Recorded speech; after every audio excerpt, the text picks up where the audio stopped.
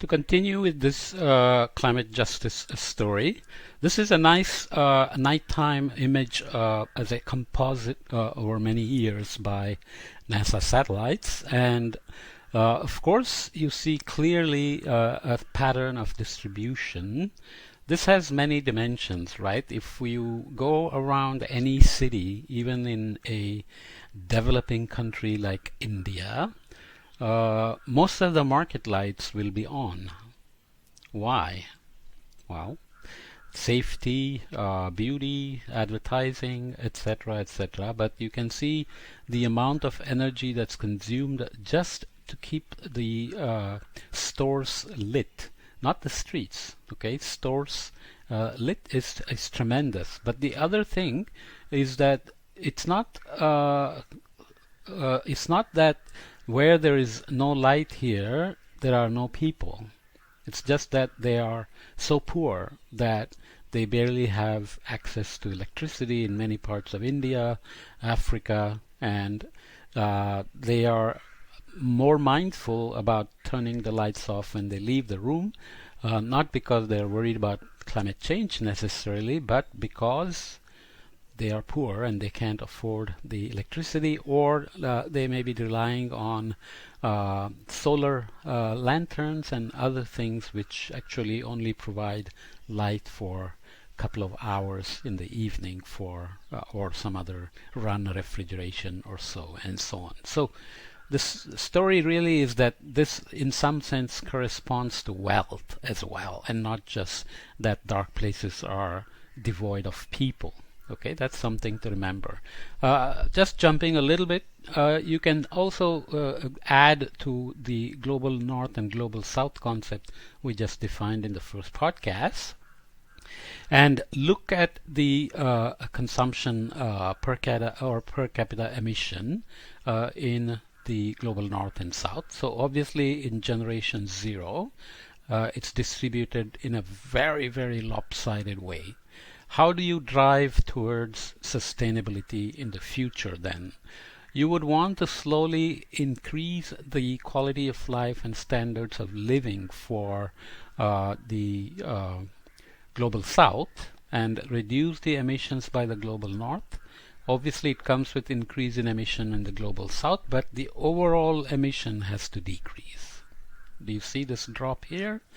And you want the generation 2 to be much more equal and much lower in terms of total emission, and then generation 3 has to be equal and overall emission way down.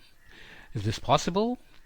If you imagine it, maybe it's possible, at least as a strategy. If you keep track of these kind of metrics of per capita emission, then it gives you a portfolio to manage. Where are the emissions coming from? Where can they be cut? Where can they be reduced? And so on. And how to make them equal for all, for the global south and the global north. That's the goal of climate justice. There are obviously incredible number of citizen organizations, non-governmental organizations, community level movements, which we will look at several times in this chapter. And this is the People's Climate March in 2015, Local Action for Global Climate Justice. Okay, here is UK Lives Work for Our Lives, Our Work, Our Future. We are the People's Climate Movement. Okay, apostrophe missing. Nonetheless, this was in Seattle in 2015, and you can see very young people here. Okay, this is Our Lives, Our Work, Our Future. So there is some awareness now at a level where young people are beginning to realize that today's consumption and today's harmful impacts on the environment are actually their problem.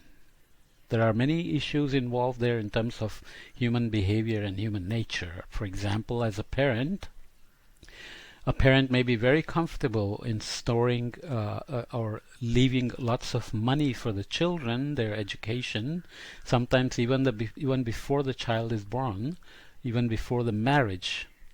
Couples begin to make plans for college funds, but they don't necessarily think of saving the environment for their children because those are commons. They are shared resources. They think everybody has to work for it, whereas it's very easy for me to worry about my children and their college fund. So these kind of things have to be considered when you build actions for climate justice.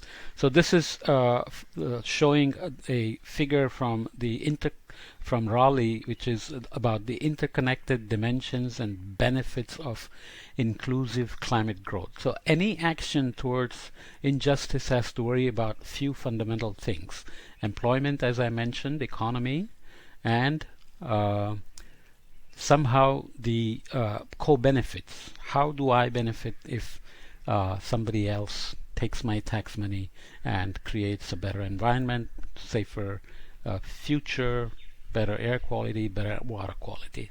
So there has to be some sense that you benefit. Okay, so what are the inclusive climate action dimensions and benefit? You have environmental action, you have social equity, you have economic opportunity. These have to have intersections. So sustainable agriculture and forestry, climate change mitigation, we haven't defined it yet, but many of you may be already aware what we mean by mitigation. Clean air and water, reduced environmental impact, resilient infrastructure. Under social equity, you have improved health and well-being, strong communities, kind of not always well-defined quantities, but everybody has an intuitive sense about it. For example, when a whole country gets divided, you know what happens, even if it's a very rich country and the most powerful country. Gender equity, gender equality, reduced inequalities in social dialogue, access to service, poverty alleviation. So in some sense, poverty is often a lack of access to information, not just access to money, but actually access to information to advance in life, to find better jobs, to have better education, use of AI, and so on and so forth. Economic opportunity, entrepreneurship, new jobs, improved working conditions, fair wages, corporate social responsibility. Corporate social responsibility is something that's pushed even in countries like India, where tax benefits are given for setting aside some of the profits or revenues to do something in the community where the industry or the corporation exists. For example, if you have a cement plant in a particular place, you are using the various resources there, like let's say water and energy, and you are producing some pollution. What can you do to reduce your impact on that community?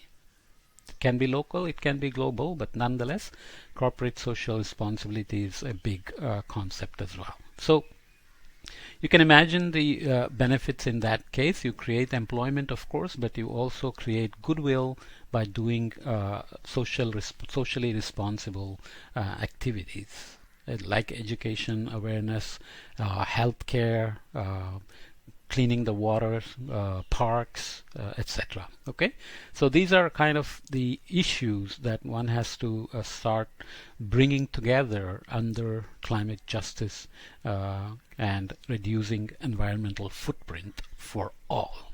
Okay, again, not everything is well defined, and the definitions themselves don't also always easily translate to rules and regulations, norms and punishments and actions. That requires policies, which we will look at later on.